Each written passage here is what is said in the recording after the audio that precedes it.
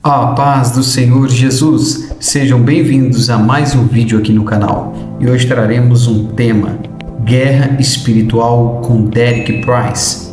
Como combater Satanás? Devemos aplicar o poder do louvor jubiloso e da proclamação ousada como arma espiritual. É muito importante saber como combater Satanás na guerra espiritual. O professor de Bíblia Derek Prince distingue três atividades de Jeremias 31:7 que são cruciais para entendermos: oração, louvor e proclamação. Peço a vocês que se inscrevam no canal, curtem, compartilhem e ativem os sininhos para receber as próximas notificações, pois estaremos trazendo vídeos todas as semanas aqui para vocês, em nome de Jesus. Amém? Vamos continuar. O próximo e sexto ponto do meu esboço é: devemos aplicar o poder do louvor jubiloso e da proclamação ousada? E há uma escritura que se tornou minha favorita. Em Jeremias capítulo 31, versículo 7. Jeremias 31:7. Isso se refere à restauração de Israel nesses últimos dias? Pois assim diz o Senhor: cantem de alegria por Jacó e gritem entre os principais das nações. Proclame de louvor e diga: ó Senhor, salva o teu povo, o remanescente de Israel. Há três armas, ou três atividades mencionadas ali, que são cruciais para entendermos. Eles são louvar, proclamar e orar. Orar é isto: dizer, ó Senhor, salva o teu povo, o remanescente de Israel. Agora o Senhor declarou que salvará o remanescente de Israel. Você poderia dizer que ele poderia fazer isso em a nossa oração? Mas Deus diz em outro lugar: não o farei até que peçam para fazê-lo. Você entende? Orar é a nossa contribuição para a realização dos propósitos de Deus na terra. E Deus, alguém disse, escolheu precisar de nós. E ele poderia ter passado sem nós, mas não vai fazer isso. Mas orar não é apenas pensar em qualquer coisa que queremos pedir. Orar é descobrir propósito revelado de Deus nas Escrituras. Então, orando pela realização de propósito. Resumindo lindamente, nas palavras de Virgem Maria, quando o anjo trouxe a promessa, ela disse: faça-se em mim segundo a tua palavra. Essa é a oração mais poderosa que você pode fazer? Paulo disse: Deus é poderoso para fazer muito mais abundantemente além daquilo que pedimos ou pensamos. Como? Cumprindo sua palavra. O que Deus prometeu em sua palavra está muito acima de qualquer coisa que nós, em nossa mente natural, poderíamos pedir ou pensar. Então, orar, como eu digo, não é a Deus com uma lista de compras. É descobrir de forma inteligente o propósito de Deus e depois nos alinharmos com Ele. E é preciso persistência. Há algumas coisas pelas quais Ruth e eu oramos 10 anos. Eles ainda não vieram. Quando isso acontece, você sabe, você descobre que está orando com fé ou incredulidade. Porque se você está orando com incredulidade, você diz: estou orando há 10 anos e nada aconteceu.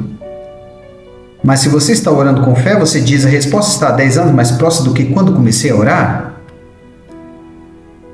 Jesus disse: o homem deve persistir na oração e não desanimar.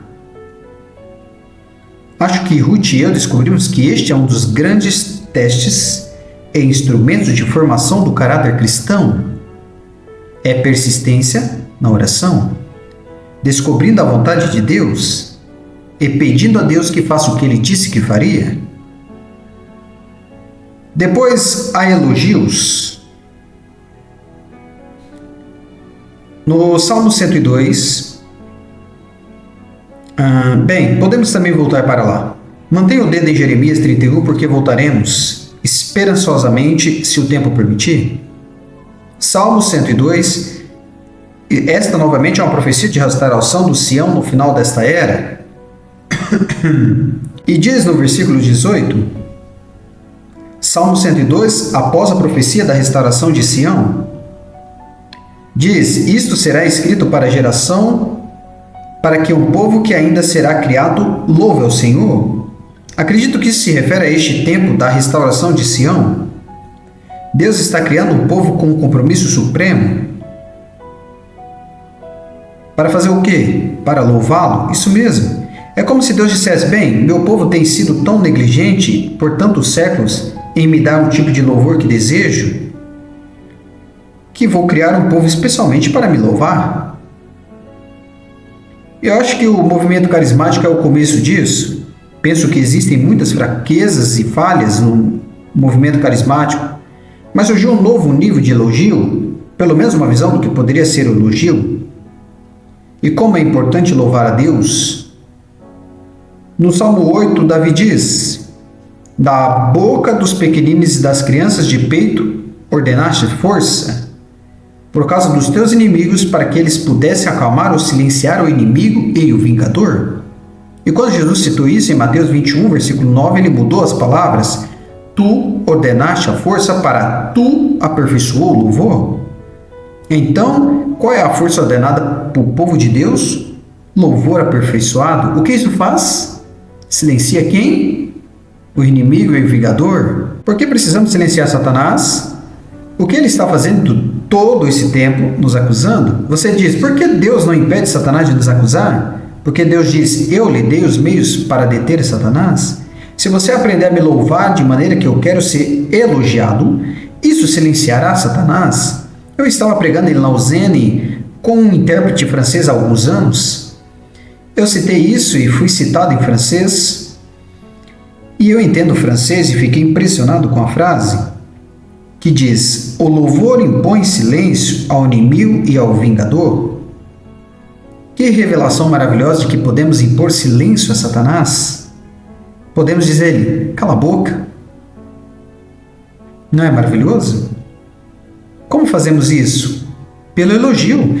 Se o povo de Deus dedicasse tempo e aprendesse a louvá-lo, e a passasse horas louvando, com os corações puros e motivos honestos, sem tentar torcer o braço de Deus, mas louvando-o porque ele é digno de louvor, toda a atmosfera ao redor mudaria.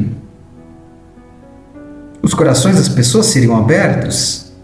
Os poderes obscuros que amarram homens e mulheres seriam abalados e expulsos. E eu lhe digo que estamos à beira de um oceano poderoso, que é o poder do louvor. E então, voltando a Jeremias 37, proclamação, isso é algo que Deus começou a acelerar para Ruth e para mim nos últimos anos em uma nova medida. Veja, proclamar é, na verdade, a atividade de um arauto. No Novo Testamento, a palavra usada para pregador é a palavra arauto. Paulo disse que Deus fez dele um mestre, um apóstolo e um arauto, um proclamador. E desde que comecei meu programa de rádio, tenho uma visão cada vez maior do que pode ser alcançado apenas proclamando a verdade da palavra de Deus. Uma das grandes forças do Islã, tal como temos falado sobre Islã, é que durante mais de 13 séculos, 5 vezes por dia, daquela mesquita saiu a proclamação sobre Alá e Maomé.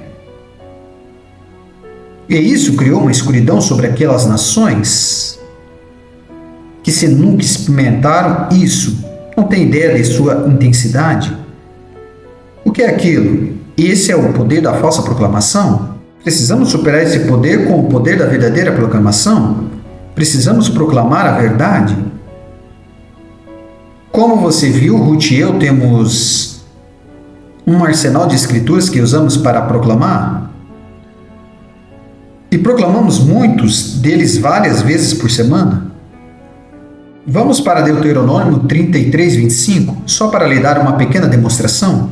Agora, quando nós proclamarmos, transformamos você na Bíblia em nós. Veja você. Agora, isto é Deuteronômio 33, 25 e seguintes. Os ferrolhos dos nossos portões serão de ferro e latão, e nossa força será igual aos nossos dias. Não há ninguém como o Deus de Jerusalém. que cavalga nos céus para nos ajudar? E nas nuvens em sua majestade? O Deus eterno é o nosso refúgio? E por baixo estão os braços eternos? Ele expulsará nosso inimigo de diante de nós, dizendo: destruí-lo.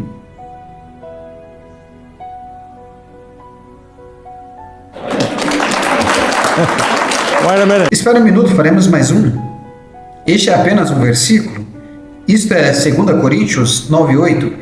É a base da nossa fé para o sustento financeiro do nosso ministério. E novamente transformamos você em nós.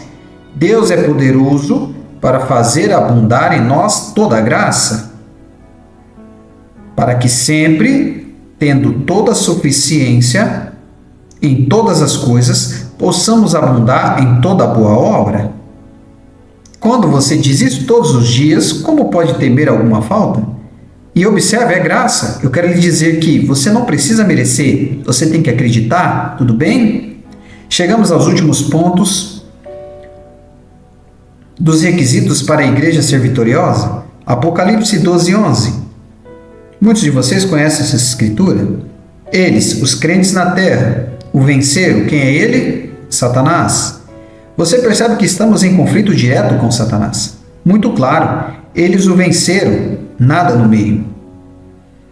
É um conflito de pessoa para pessoa. Eles o venceram pelo sangue do Cordeiro e pela palavra do seu testemunho, e eles não amaram suas vidas até a morte.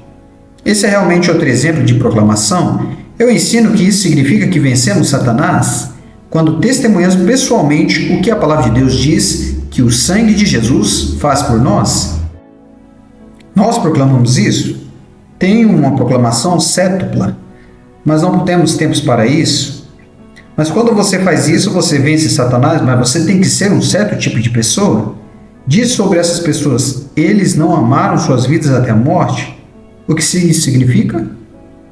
Significa isto, que era mais importante para eles fazer a vontade de Deus do que permanecer vivos.